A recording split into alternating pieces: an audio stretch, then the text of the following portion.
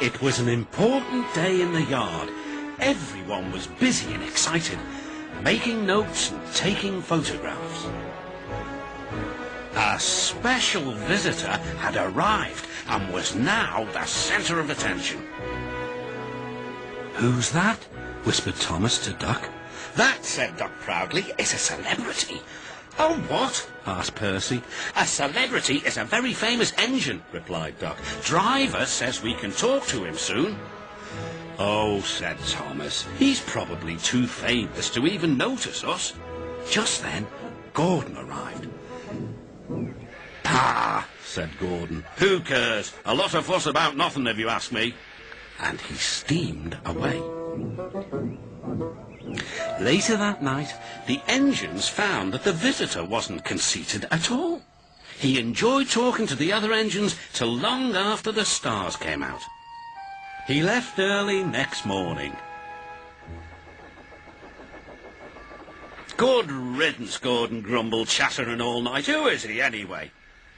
"Doc told you," said Thomas. "He's famous." "As famous as me?" huffed Gordon. "Nonsense." "He's famouser than you," replied Thomas. "He went 100 miles an hour before you were thought of." "So he says," snorted Gordon. "But I didn't like his looks. He's got no dome. Never trust Domeless Engines. They're not respectable. I never boast, but I'd say that 100 miles an hour would be easy for me." Duck took some trucks to Edward's station. "Hello," called Edward. "That famous engine came through this morning. He whistled to me. Wasn't he kind?" "He's the finest engine in the world," replied Duck. Then he told Edward what Gordon had said. "Take no notice," soothed Edward. "He's just jealous. Look, he's coming now." Gordon's wheels pounded the rails. "He did it, I'll do it. He did it, I'll do it."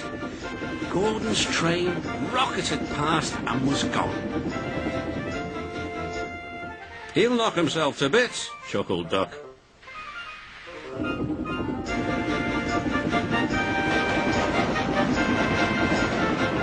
"Steady, Gordon," called his driver. "We aren't running a race." "We are, then," said Gordon, but he said it to himself. Suddenly, Gordon began to feel a little strange. "The top of my boiler seems funny," he thought.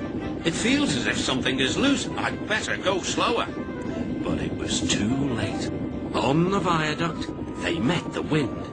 It was a teasing wind which blew suddenly in hard puffs. Gordon thought it wanted to push him off the bridge. "No, you don't," he said firmly. But the wind had other ideas. It curled around his boiler, crept under his loose dome, and lifted it off and away into the valley below. Gordon was most uncomfortable. The cold wind was whistling through the hole where his dome should be, and he felt silly without it.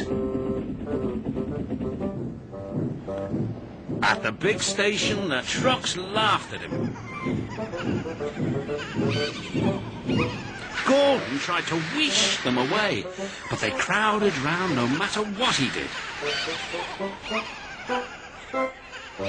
On the way back to the shed, Gordon wanted his driver to stop and fetch his dome. "We'll never find it now," said the driver. "You'll have to go to the works for a new one." Gordon was very cross.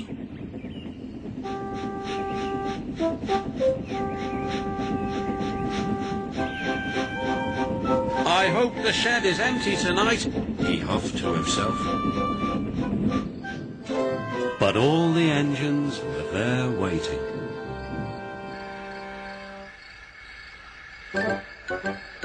"Never trust Domeless Engines," said a voice from somewhere behind him. "They aren't respectable."